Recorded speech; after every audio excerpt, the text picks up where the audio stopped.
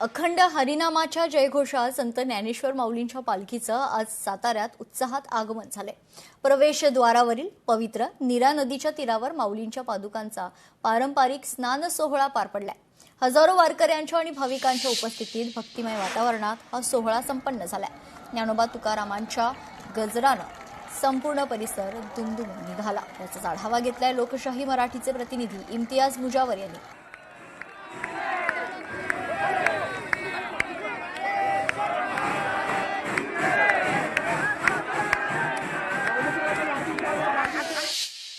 माऊलीची पालखी आता पादुकाचं स्नान झाल्यानंतर पुढच्या प्रवासाला रवाना झालेली आहे। एकंदरीतच आपण पाहू शकतो की सातारा जिल्ह्यातला हा प्रवेशद्वार आहे। या प्रवेशद्वाराच्या लाखो माऊलीचे भक्त या ठिकाणी पुढच्या पंढरीच्या दिशेने रवाना होत असताना आपल्याला दिसत आहे।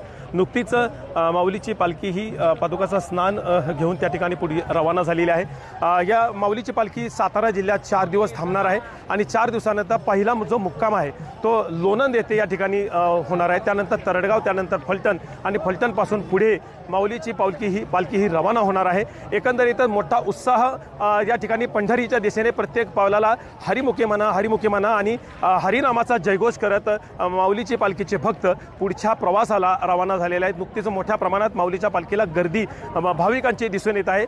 पुढच्या प्रवासाला लोणंद येथे विसाव्यासाठी पालखी रवाना झालेली आहे। इम्तियाज मुजावर, लोकशाही मराठी, सातारा।